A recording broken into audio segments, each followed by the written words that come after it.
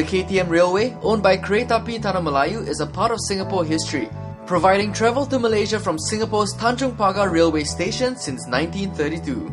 However, the southern terminus will now be relocated to the Woodlands train checkpoint. So now with all that land freed up, what is Singapore going to do with it?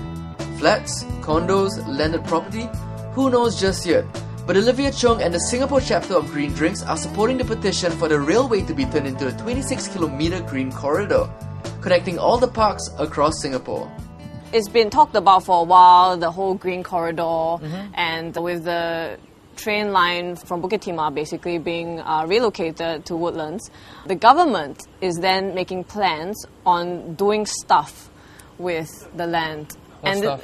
It could be any kind of development, but they have not announced any plans. So what the Nature Society has done is put out a proposal just with recommendations on what can be done with the space and also why it's important to really keep the land.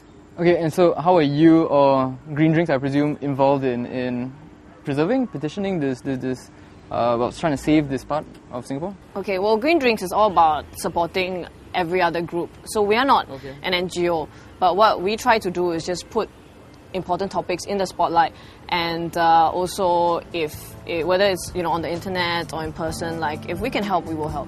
But why should we save it? I mean, this is like a lost part of Singapore, right? Like no one cares, no one comes here. Anyway, right? It's like only we are here. So like, why should we save it? The thing is, I think people don't come here because, for one, it's not the safest place right now, and I think if it's properly restored, more people can come here. And the thing is, people probably don't know about it.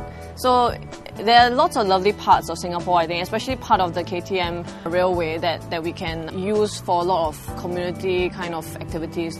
So if you look at Bukit Timah itself, well, of July the 1st, 2011, it will be shut down completely, and with that space, what are you going to do? So there are lots of things, like you can have people cycling there. It's a great connector all the way to the city. So lots of people have been saying, okay, give us a bicycle lane or whatever.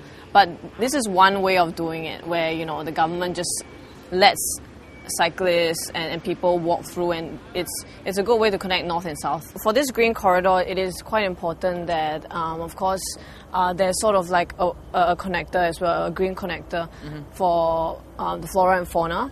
So basically, they need to be able to make their way across the island, whether it's insects or animals and things like that. So I think that biodiversity is one very important thing that we must look at when making any kind of developments in Singapore. Olivia, my major gripe is the fact that Singapore takes pride in being a concrete jungle. So if you lose this part of Singapore, which no one really frequents in the first place, to build shelter for the people, then what's so bad about that? Well, I mean, when you think about it, do we really need all this extra housing anyway? We have homeless people? Some homeless people in Singapore, but the thing is, the government's not exactly housing them in these new developments if they do choose to build any more properties on this land. So who is this land really for?